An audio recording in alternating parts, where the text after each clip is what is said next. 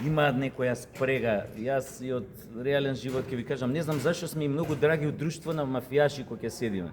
И тоа, знаеш, повеќето глумци кои знаеш, сакаат да бидеме, знаеш, да не почаста да седнеме со нив, знаеме кои се што се, колку се опасни, ама така ај кејф ќе им направиш. Не знам зашто имаат некои си и они некако театарот, глумците ги чувствуваат како не знам како нешто што едноставно виповци, онака и кејф име да споделат со тебе искуство, онака поготово ако некој од тие дојде во театар што се случувало во минатото, знаете, такви луѓе да дојдат да гледаат представа и онака после тоа да те прашуваат искрено што, како и како дојде, како го направи. Има такви ситуации, како го направи ликот, што е се ова представата, што значеше вака така. Имаме модерни. Поготово знаете како е, мислам, во Холивуд за некои главни улоги на некои големи филмови, како на пример улогата на Ал Пачино во Кум, значи ја има средено, не сакале продуцентите да чујат Ал Пачино да глуми, и ама овој режисерот имал мислам многу роднина му бил Сем Джанкана, тој познат мафијаш, и он таму им наредил стајте го дечкото да глуми, и Марлон Брандо исто го некели, него стајте го да глуми, и така е направил поделата со помош на Джанкана. Така да. Имате инспирација во ова сегашно време, пошто зборувате за еден сосема поинаков период, споменувајќи ги личностите. Видете, ова е, како да ви кажам, епоха играме, значи едно време на прохибицијата, кога мафијата доживува еден вид процут, благодарение на тој закон, што го смислија, едноставно тоа беше првите огромни пари мафијата ги направи во прохибицијата, после се префрли на потешки работи, на дроги, на такви работи.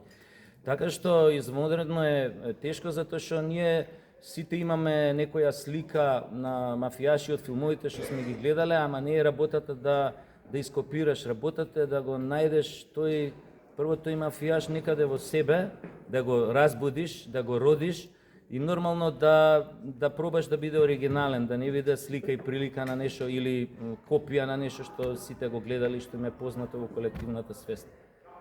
Така што да, си има тежина таа своја и процесот навистина. Јас овој лик да кажеме излезе од мене дури, како да ви кажам, неколку проби пред премиерата. Јас знаев дека е тука, не можев да го, знаете како, тука е, ама не излегува некако. И дури неколку проби пред премиерата конечно ги склопив сите коцки во мозаикот и така излезе, имав среќа на некој начин. Што значи за вас да учествувате на овој фестивал? Знаете, голем притисок е да се игра пред велешката публика, затоа што е страшно култивирана. Од прва секунда, тоа и глумците го коментиравме, од прва секунда сватија што гледаат. Театарскиот речник, јазик, вокабулар им е страшно познат. Знаат зашто се прави муавет цело време.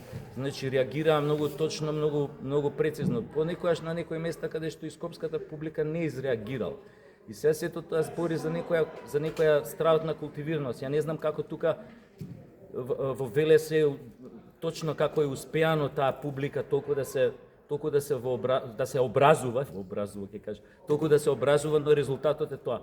И јас имав искуство минатата година, нели, со фестивалот Петре, кај што добив и награда за споредна улога, така што тоа го имав можност да го осетам колку има чувство за театар, за представа, за лик.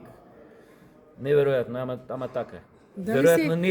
Веројатно и не е случајно тоа што баш ваков театар доби Велес.